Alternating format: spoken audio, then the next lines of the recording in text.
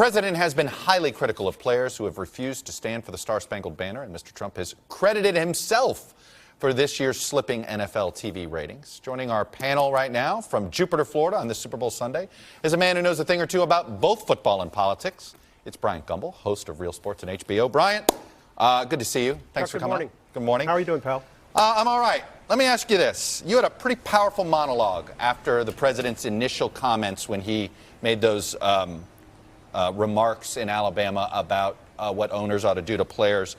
How does the president's insertion of politics into football, how's it impacted the game in your opinion? Well, I don't think you can totally ignore it, but I'd like to believe that at this point people of goodwill recognize the protest is about police brutality and has nothing to do with the military or the flag.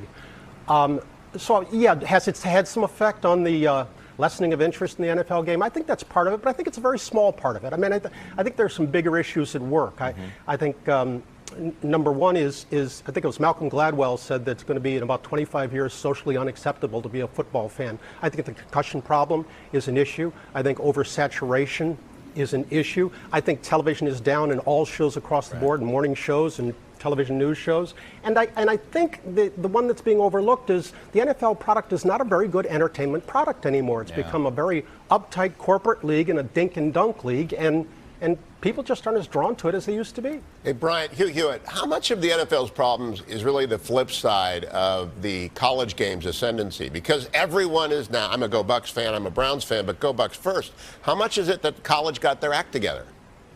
Hugh, I think you're right. You know, I heard you talking earlier about tribalism. That evidences itself on the football scene, as you know all too well. Folks in Alabama aren't interested in watching UCLA, USC, but they will watch Alabama, they will watch Auburn. Same for folks in Louisiana, Texas, etc.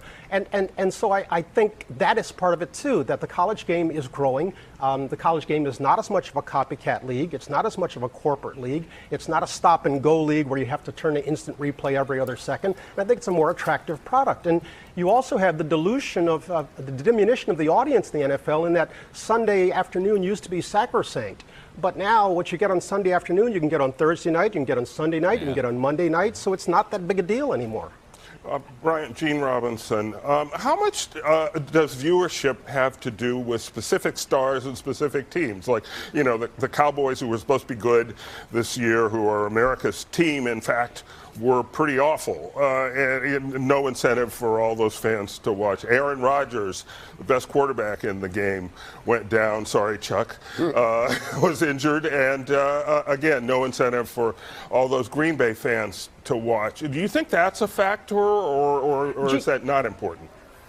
You know what, Gene? I don't think it's as big a factor as it is in baseball, where you need one of the big teams. You need the Yankees or the Dodgers or the Cubs to be engaged, for the nation to be engaged. But I do think if you ask the owners, they would say, yeah, people tune in to see the duel between Brady and Rodgers. They tune in to see Manning go against someone else. And the idea of tuning in to watch second-string quarterbacks go at it does not move the needle very much. But they've always sold teams more than they've sold individuals, so I'm not sure that's that big a factor. Yamiche? Talk to me a little bit about how the social impact of President Trump talking has really impacted how athletes feel the pressure to speak up. I think about athletes like Kareem Abdul-Jabbar. There was a moment there where he is now very active. You think of Muhammad Ali feeling the need, because he's an African-American man, to speak up. Do the players that are playing now feel the pressure to speak up? Do you think that they want to speak up because of what's going on? Or do you think it's more something like they would naturally already be doing this?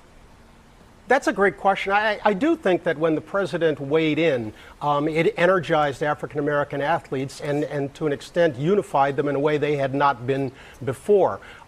Just how much pressure they feel, I think, depends on their position on the team and the team they play for, the owner's stance. There are some owners who are more willing to allow the players a great deal of freedom of expression, and there are other players who aren't. And let's face it, if you are a star or if you are an indispensable member of a team, you have more latitude than the guy who's just barely hanging on for the job minimum.